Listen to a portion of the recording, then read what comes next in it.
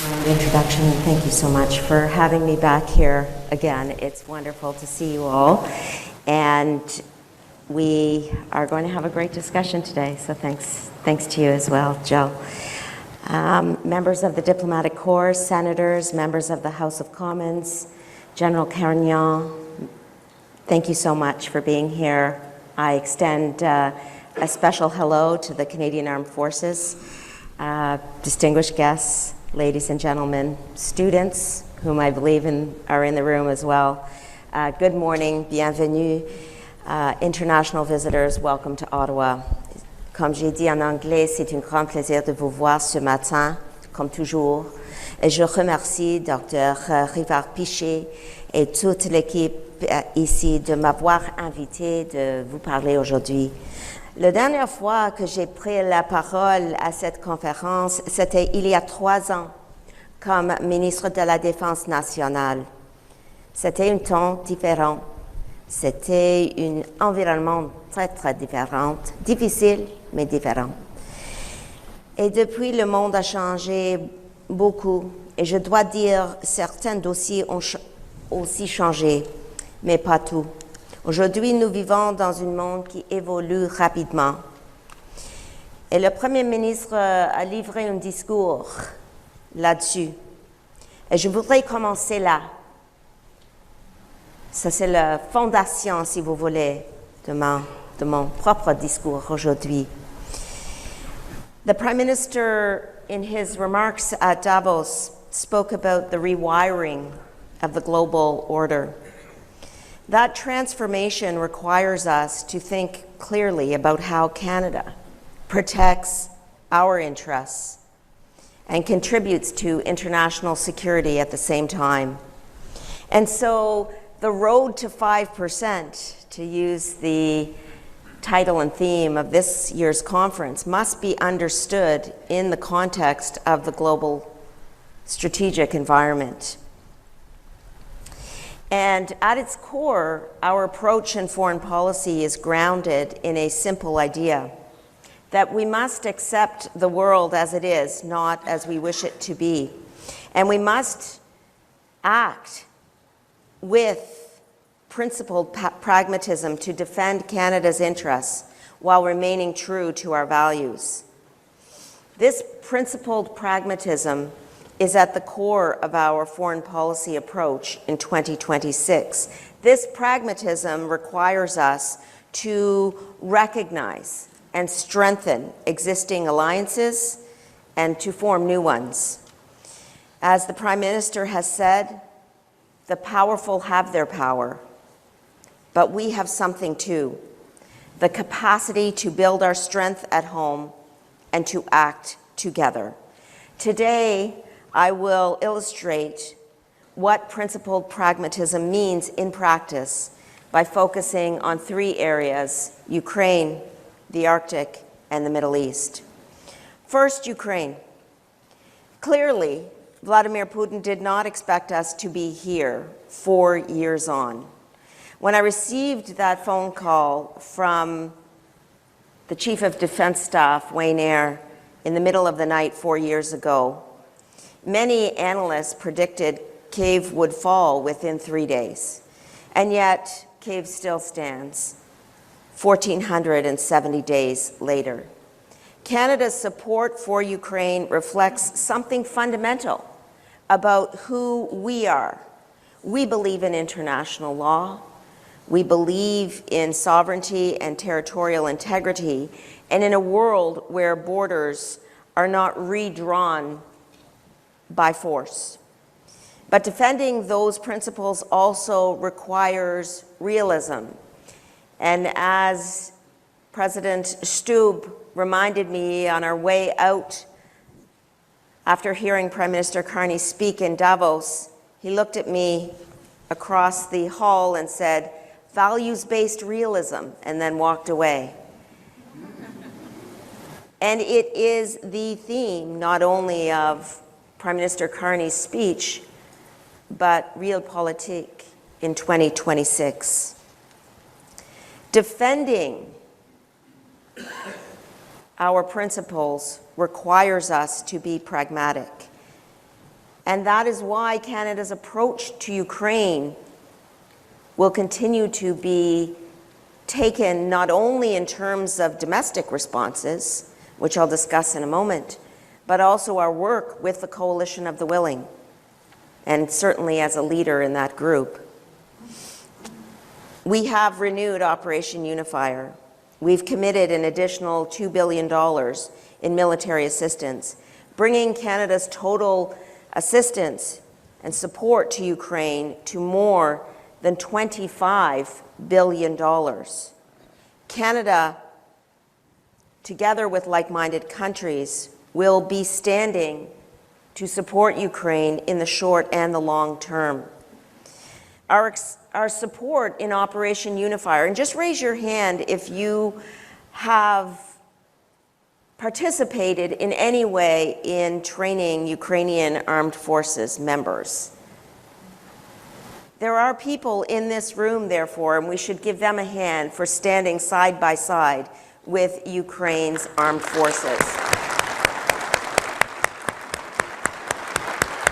This has been, in my conversations with leaders all over the world, Canada is known for its work in Operation Unifier, and other countries have rushed to emulate Operation Unifier.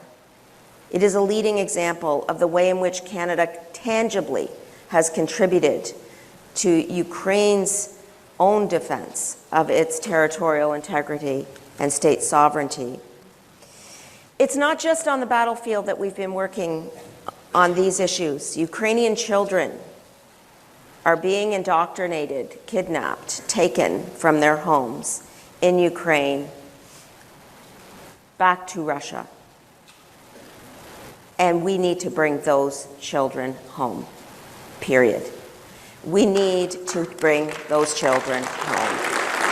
And we as a country need to make sure that we do whatever we can to galvanize international support to bring the children to their families, their Ukrainian families.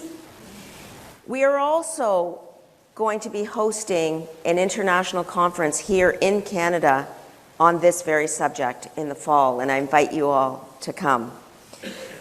We are also helping to stabilize Ukraine's energy system, including a $20 million contribution to the Ukraine Energy Support Fund. We are supporting Ukraine's gas imports through a $322 million loan guarantee to the European Bank for Reconstruction and Development. And at the same time, we continue to apply economic pressure on Russia. Canada has imposed more than 4,000 sanctions on Russian individuals and entities. And just last week, I announced 174 additional sanctions targeting individuals and organizations and vessels linked to Russia's shadow fleet. Together with our partners, we are lowering the price cap again on Russian crude oil, and I will say these measures matter.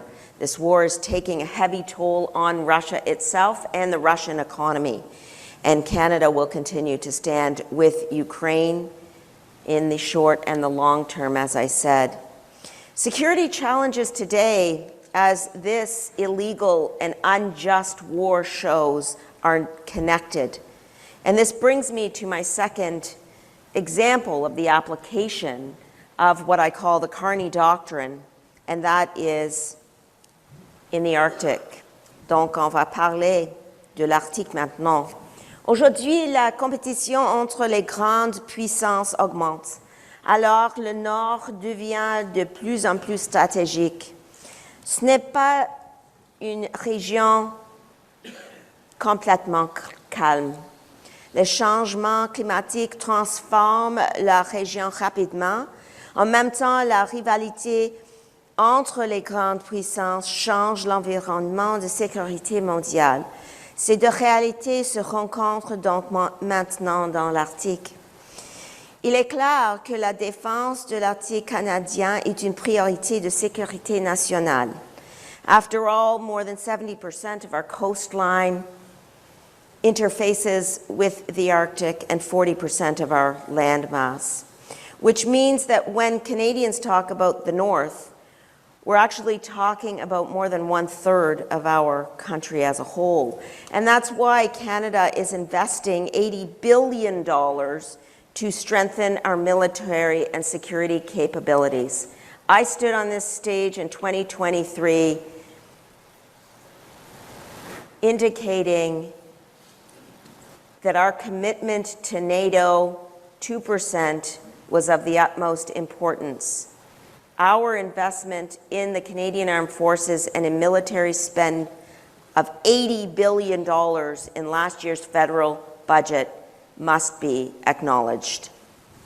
We have to continue to remember that the Arctic and the work that we will do in building the armed forces and our defense procurements in conjunction with Indigenous peoples is fundamental to the security, the safety, and the protection of our country as a whole. Our investments are strategic as well. We're building NOSHs, Northern Operational Support Hubs, to enable rapid deployments and support northern communities. We are acquiring early warning aircraft and advanced sensor systems to strengthen domain awareness.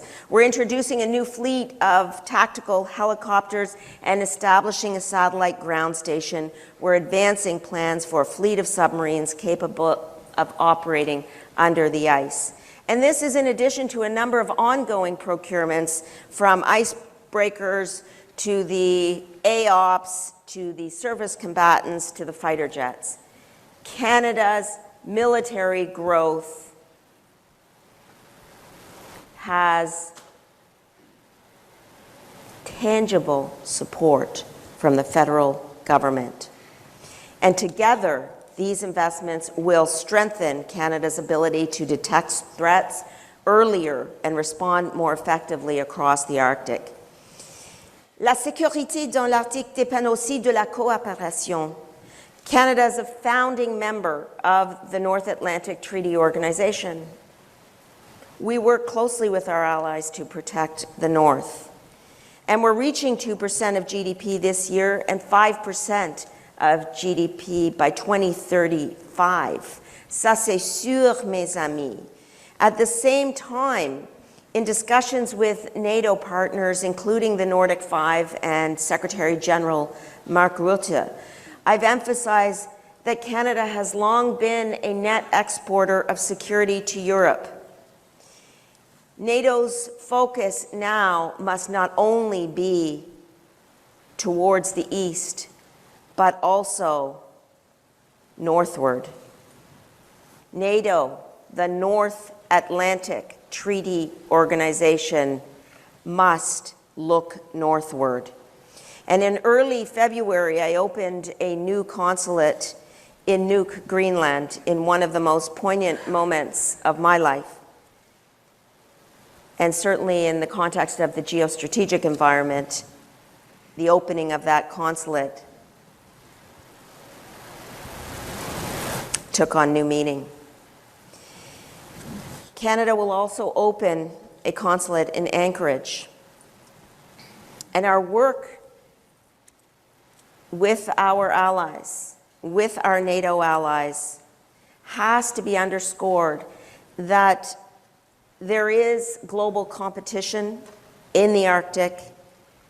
The threats are evolving, from climate change to economic threats to strategic and military threats, as, for example, Russian infrastructure moves further and further north towards the Arctic Circle. And responding to these threats requires pragmatic, cooperative action with NATO and with new alliances like the Nordic-Baltic countries, with whom we are closely collaborating. And we must invest in the capabilities needed to defend our sovereignty. We need to work with and be in close collaboration and consultation with Indigenous peoples, because in today's strategic environment, Arctic sovereignty is not simply declared, it must be demonstrated. Third, and finally, the Middle East. Few regions reflect the complexity of today's geopolitical environment more clearly. Canada has long recognized that Iran remains a principal source of instability in the region. That is why, for over 15 years, Canada has not had diplomatic relations with Iran. That is why we have declared Iran a perpetrator of state terrorism. Canada recognizes that this regime and its proxies have fueled violence and violations of human rights across the Middle East while continuing to pursue nuclear capabilities and threaten international, not to mention regional peace and security. Despite decades of negotiations, Iran has not dismantled its nuclear program. Canada, therefore, as Prime Minister Carney said yesterday, regretfully supports efforts to prevent Iran from developing and acquiring a nuclear weapon. At the same time, Canada continues to stand with the Iranian people in their struggle against oppression and repression of their human rights. Today, the region faces an evolving crisis and a growing toll on civilians. We call on all sides to respect the rules of international engagement. International law binds all parties. And Canada condemns Iran's attacks on civilians and civilian infrastructure, certainly in my calls across the region, from Qatar to KSA to UAE to Oman and Jordan, as well as G7 counterparts. I have emphasized that Canada supports rapid de-escalation and remains ready to work with partners to achieve it. We call on all sides to respect the rules of international engagement, and diplomacy remains essential to preventing a wider conflict and protecting innocent lives, and Canada believes in de-escalation and diplomacy. Now, to conclude, across these challenges, in Ukraine, in the Arctic, and in the Middle East, a similar principle applies. Canada must approach foreign policy with clear eyes and steady purpose. We must accept the world as it is and act with this principled pragmatism, because security, from economic security to military strength, is the foundation of our work to fortify our country. And these were the thoughts of pure patriotism that overcame me as I raised the Canadian flag at the new consulate in Nuuk, Greenland, at the beginning of February. As the rope hit the flagpole, the crowd was silent until it broke into singing our national anthem. And my heart fluttered as I recognized that we are living in a more dangerous and uncertain world, and our responsibility could not be more clear to defend Canada's sovereignty and to strengthen our alliances. This is our singular task, and we will never divert our gaze away from it. Thank you.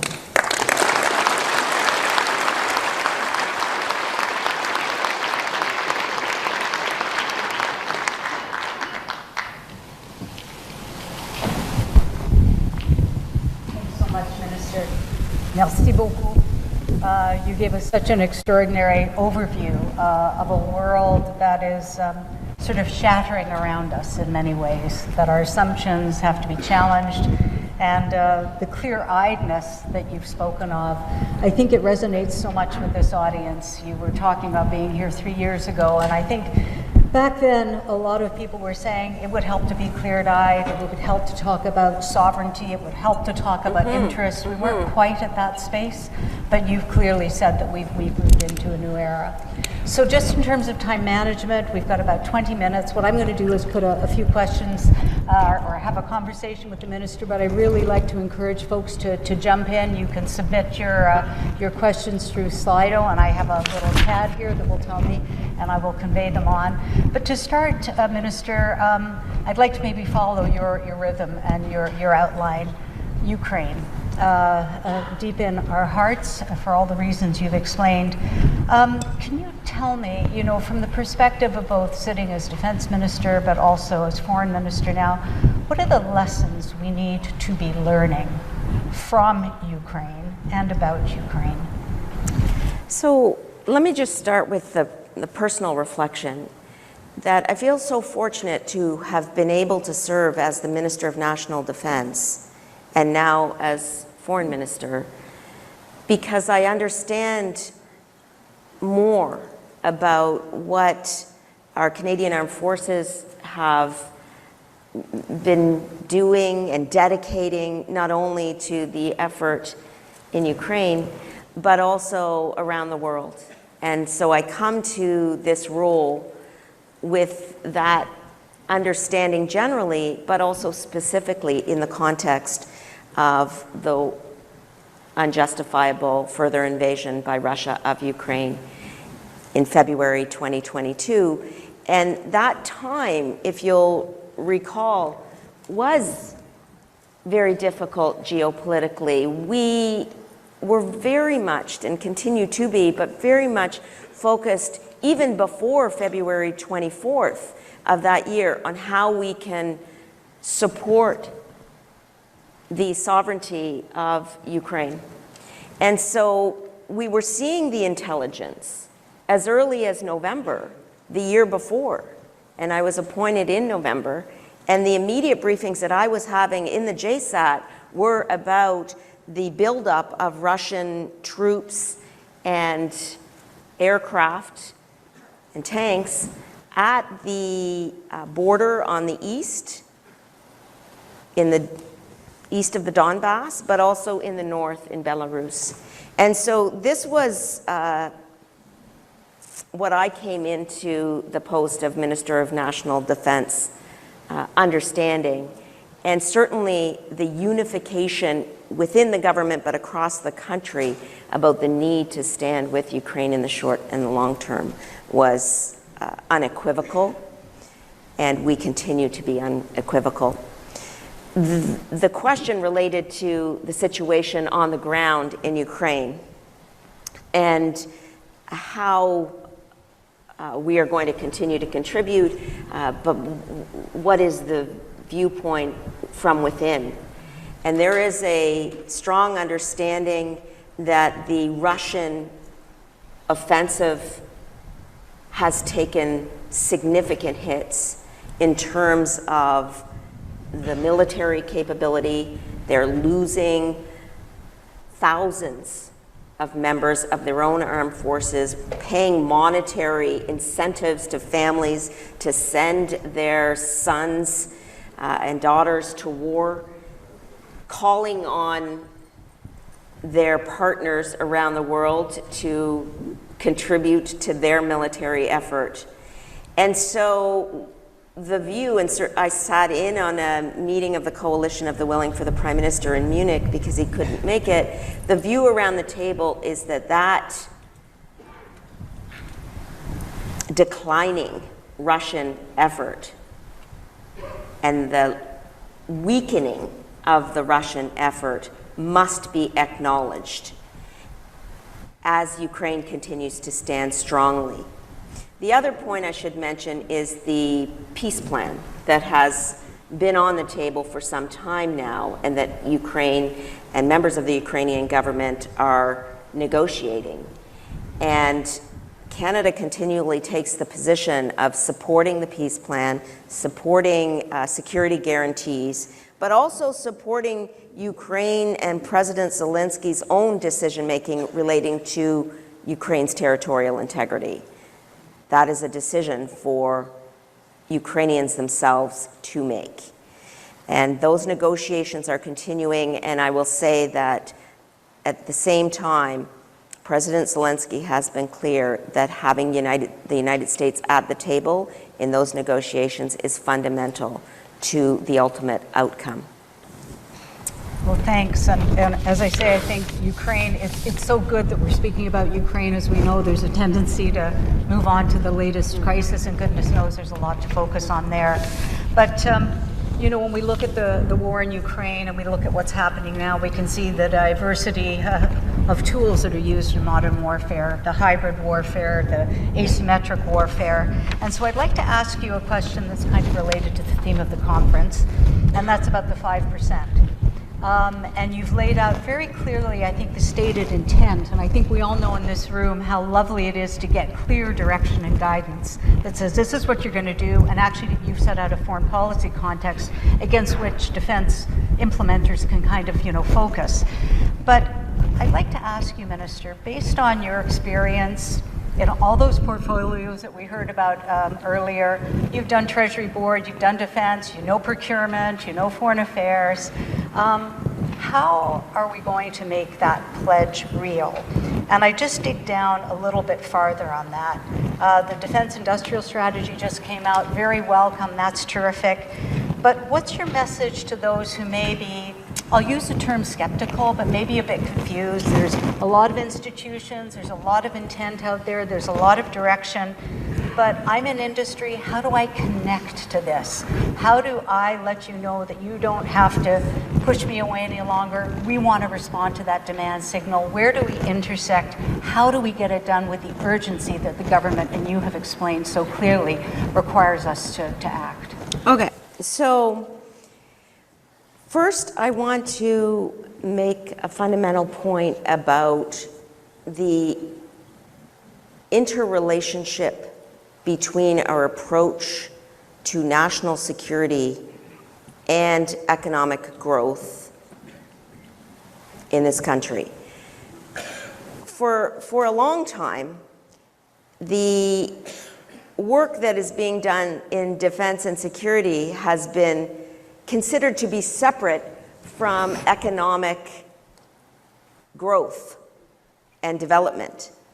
With the Defense Industrial Strategy, with the investment of $80 billion into defense and security of this country, with the move to 5% by 2035, we are seeing clearly that it is not accurate to separate economic growth from military investments and indeed strategy. The Defense Industrial Strategy is about activating the small and medium-sized enterprises in this country, as well as larger corporations, to say, we care about this issue, we have a strategy which will pertain to corporations of all sizes, and we will chart international paths for you as contributors to our defense industry in order to grow. And let me give you a key example, which you probably know I'm going to cite, but that's the SAFE agreement in Europe. Canada is the only non-European country to be admitted to the SAFE. That in and of itself is something that we need to underline, because everywhere I go, people are asking me, how did you guys get to be in on the SAFE? We want that. And so what the SAFE does is to say to Canadian companies that you are able to compete for contracts in Europe on the same terms as corporations in European countries.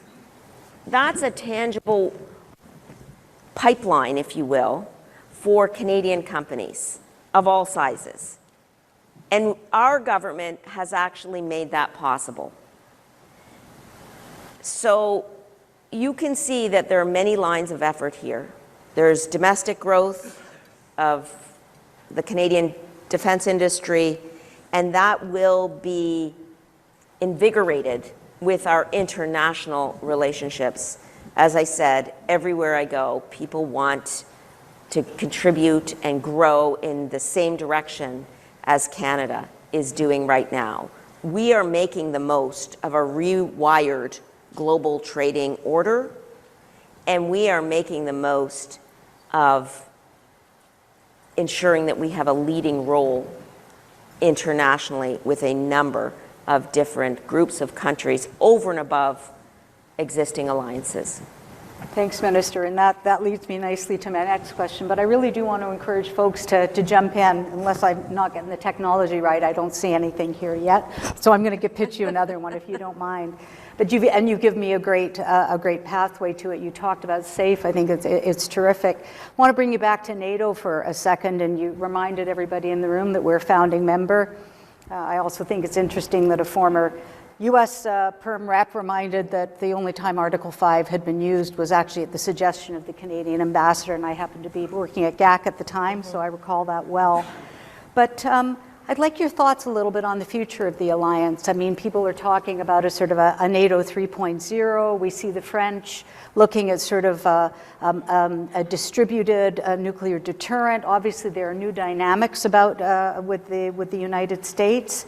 But the security and defense relationship with Europe and with the EU and those partnerships that you and the Prime Minister and Minister of National Defense have been out there developing, I mean, with countries like Sweden and others. Can you tell us a little bit about NATO and our extraordinary alliance and where you think it's going? Well, I'd first like to underline and thank Minister McGuinty for his work and Minister Blair before him. We have a really strong team, and we are pushing on numerous levers to ensure that we are representing Canada's interests within NATO itself. I'm also consistently struck by the number of questions that I receive relating to change. NATO's changing, the geopolitical environment is changing, Canada's defense and strategic policy is changing, Canada's foreign policy is changing. Yes, change is occurring. We need to get past the recognition that change is occurring, and we need to be focusing on our work collectively for our country in our respective positions, as well as presenting the strongest argument for our country domestically and internationally. And so my mind goes to a recognition of the shifting global strategic environment, yes, but pragmatically, how are we going to address that? So to get to your question about NATO, yes, NATO is responding to the shifting geopolitical environment, especially as the number of conflicts and threats grows. In particular, what we see within NATO is a unified effort to get to 5% by 2035, and countries collaborating collectively within the room at NATO, and then on the sidelines of NATO, individual groupings of countries where it serves our pragmatic interests. And so, to use the example of the Nordic Five more specifically, I traveled to Finland last summer for the very reason of accepting the invitation of the Nordic Five to discuss Arctic security with them. And at that table, last August, I raised the point about ensuring that NATO has efforts that are geared towards Arctic security and protection. And my foreign minister colleagues around that table, the Nordic Five, agreed with me wholeheartedly. The question then becomes, how do we put that into action from a NATO context? And that has been the topic of a series of conversations that I have had with Secretary General Rutte, including a conversation that I will have with him today after I have to unfortunately leave this conference. And the point is this: Arctic Sentry is a great initiative, and it's an important initiative, and Canada supports it wholeheartedly. We need that initiative to have a permanent presence in the Arctic. And we also need to see a NATO Arctic strategy that is even more comprehensive than Arctic Sentry. So the question is, how do we move the multilateral alliance that has historically focused its gaze eastward to wholeheartedly recognize that the Arctic is a region that pervades numerous countries and requires a steady, comprehensive, long-term view of NATO strategy. Thanks, Minister. Well, we've got a couple of questions that have come in from the audience now, and we have 3 minutes and 25 seconds. I'm going to give them to you in a twosome here. So one is about diversification, and diversification to the EU, but then how do you kind of reconcile, balance, manage that in the context of Canadian firms and long-standing ties with U.S. industry and the United States? And the other one's a little bit sort of a variation on a theme of this, but what's Canada's plan to develop military defense ties, not just trade agreements, in the context of the Indo-Pacific? And obviously you've just come back from the region, particularly with an eye to what the questioner here says, counter an increasingly aggressive China. And obviously there's roads that take us to the Arctic when we talk about China too. Okay, so you'll recall late 2022, we issued our Indo-Pacific strategy. And I was adamant during the drafting of that strategy that we need to chart a path for security and defense cooperation with like-minded partners, as well as an overall contribution to a free and open Indo-Pacific.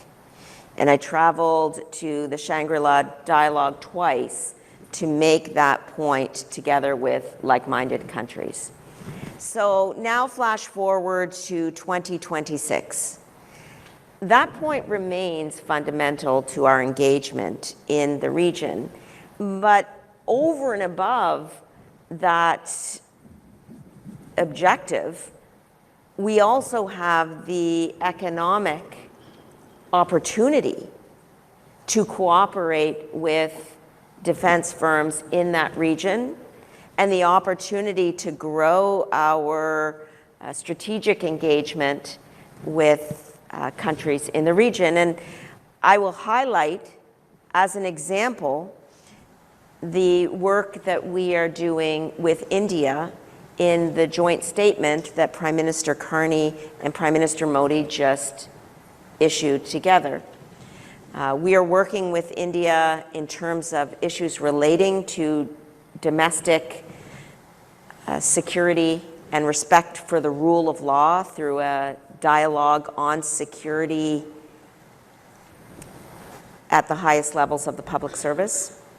That's an ongoing dialogue relating to issues on security in the bilateral relationship. And we have also agreed to undertake a strategic dialogue on defense. That is nascent, but needs to have the contribution of experts, including many people in this room, to grow that relationship. And so I would say that the relationship on security and defense across economic partnerships and across defense and strategic partnerships are not siloed, they're interrelated, and there is room to grow in the Indo-Pacific strategy in order to see those lines of effort continue. We expect and hope to finalize an FTA with the ASEAN in 2026. When we talk about free trade agreements, and certainly your questions touched on diversification, That is the work that the Government of Canada wants to do to create new economic relationships with a host of other countries. And even before Prime Minister Carney came into the role, we have been the only G7 country that has a free trade agreement with every other G7 country.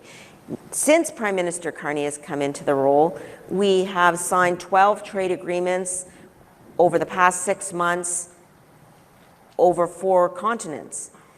But that's just the infrastructure for the economic relationships, which include, of course, defense firms. It is now incumbent upon defense firms themselves to utilize that infrastructure and to see that the government is creating economic pipelines for relationships on defense and security and in other sectors of our economy with numerous other countries. Those efforts need to grow.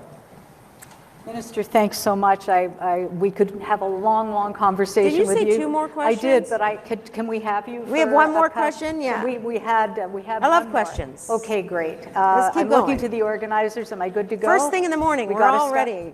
I'm being told, yes, you have the time. They have a very tight schedule, Okay. but very quickly, it was really about sort of the variable geometry, diversification, whilst maintaining the relationship with the United States. What's the question? The question is, how do you do it? How do you do it? The question is, how do you do it? How do you plan to do it? Okay, first, can we just take a moment, a pause, and talk about terminology? Variable geometry, values-based realism, multilateral rules-based order, these are not terms that one finds in everyday parlance. So, as a foreign minister charged with implementing the foreign policy that the Prime Minister set out in Davos, part of my job is to unpack complex concepts. And hopefully my previous life as an educator and a law professor will come in handy. But I'll say that you're right to focus on the work that we're doing in foreign policy to grow relationships over and above the relationship we have with our largest trading partner. That work includes growing non-US trade and indeed doubling it over the next 10 years. We are doing multiple things in our foreign policy at the same time. We want to see a review of CUSMA in 2026 in order to address sectoral tariffs. At the same time, we have a strong defense and security relationship with the United States.